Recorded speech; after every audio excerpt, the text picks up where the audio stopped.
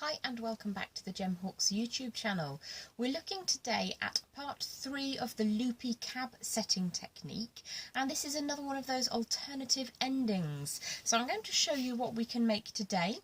If you refer back to Loopy cab part 1, you will learn how to make the basic frame, the loops, and the cabochon setting is all ready to go. So what I'm going to show you now on the board is how I've created the frame with the loops sitting around the outside, and I'll try and remember to pop a link just below for Loopy cab part 1.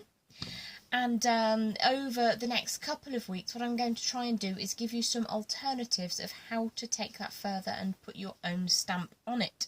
So we're going to learn a technique which is a cycloid technique, which means that we're going to be passing wire backwards and forwards around, in this instance, a circle, but it can really relate to any form that you've created.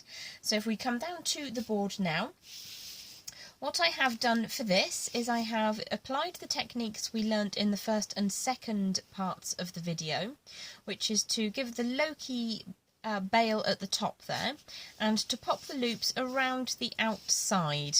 And what I've done is I've put a little bit of back and forth weaving at the neck, created the bail, but I've actually left that 0.4mm gauge wire connected and still on the reel, so I've got lots of wire to work with.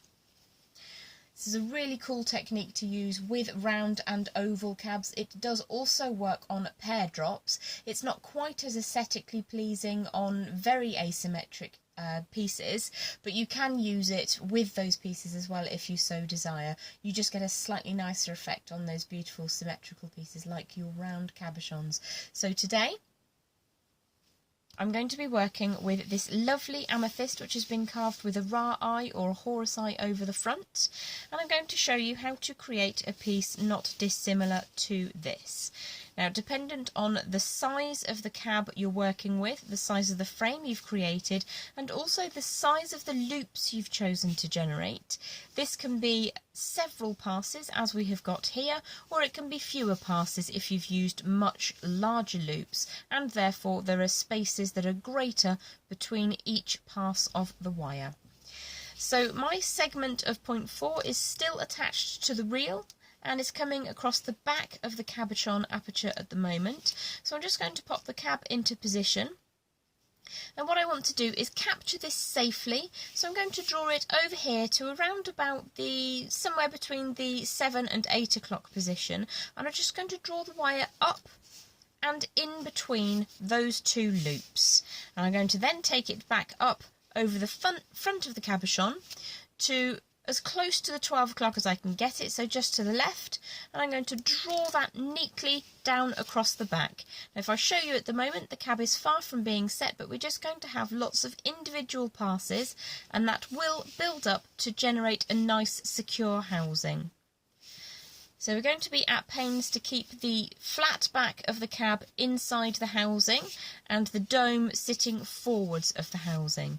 So the wire is passing down the back of the piece, and I'm going to take it one step to the right of where I started, pull the wire up and through, make sure your cab's sitting nice and tightly inside as we just looked, and then as we go up to the top, it's not dissimilar to your kumihimo. I'm going to go one step to the left, down the back of the cabochon, and you might help to twist that around, but it's passing one step to the right, one step to the left, back down the back.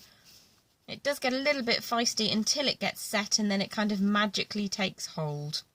So the wire has come up one step to the right, one step to the left at the top, one step to the right at the bottom, and then it will continue to go around, and you'll be able to see we're just moving step by step in the same rotation.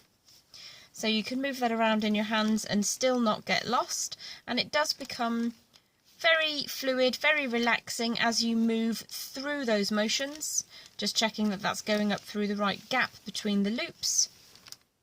And every time you're passing the wire between those hooks, let's just free off some more of that wire. There we go, between those loops rather, you are building a stronger grasp on the piece. And I'm going to take a moment here. I have in the past designed pendants where I've just used this almost basket-like formation, which is enough to hold the cabochon in position.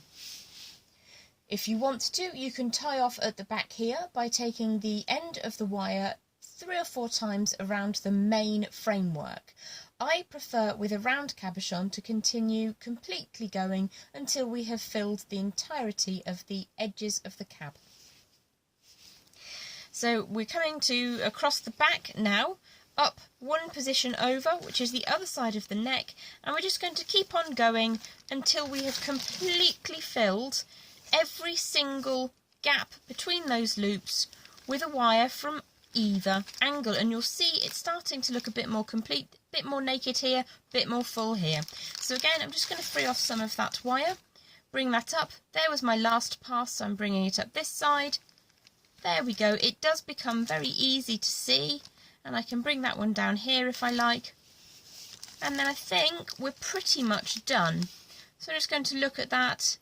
I do believe we've got 2 passes on either of those loops.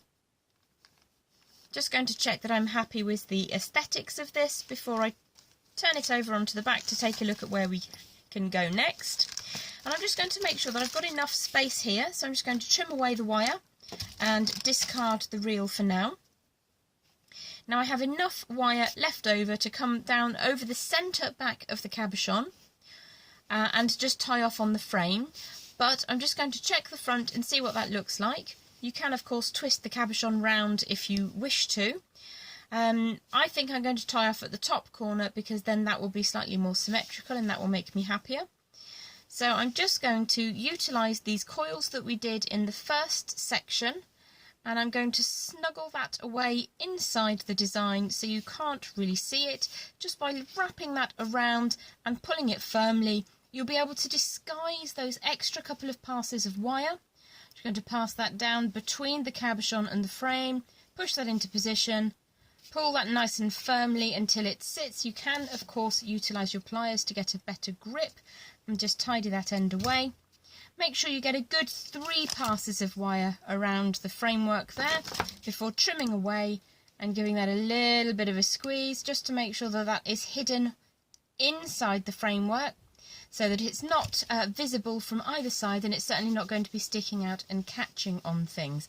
It's a really fast finish once you get into the rhythm. Now that is slightly twisted, but I'm not overly going to worry about it because you will be able to just move that round slightly, and if you were unhappy you could undo your weaving. This is your cycloid effect. As I say, it does look really, really good with your round and your oval cabochons especially. I have used it on nuggets, or not sort of fat nuggets, but quite flat slabs of gemstone. That looks quite attractive, and that's something that we're going to cover in a future Loopy cab demo. As I said, I'm going to try and do as many different ways of finishing the same frame as possible, and in that way you get to practice the basics but then change it up and make that different every single time, so you can just make your own jewellery to your own style. But if I show you those two side by side, same kind of design, but they look a little bit different in terms of size and colours, so you've got lots of options on how you can finish those off. On a Monday, we normally bring you a Facebook Live. On Monday the 3rd of February, I want to say, I'm going to be off hunting for new product for the following week. So we're taking a break this Monday just coming, and I'll be back with you on Monday the 10th of February with more new goodies, I hope. Have an absolutely cracking remainder of your weekend and enjoy whatever it is the week is going to be bringing you ahead. I look forward to seeing you again soon. One thing I would like to thank you for, obviously, is your continued support. And if you have any specific requests for demonstrations or tutorials, then please do either contact me here on YouTube, pop a little note in the comments below, or you can always contact me on Gemhawks and Gems Gembox over on Facebook, Gems Gembox on Twitter, Gems Gembox on Instagram, where you can follow all my exploits of acting and other shenanigans, vegan cookery and so on and so forth. I look very much forward to seeing you again soon. Sending you all a great big hug, lots and lots of love, and I will catch up with you very, very soon.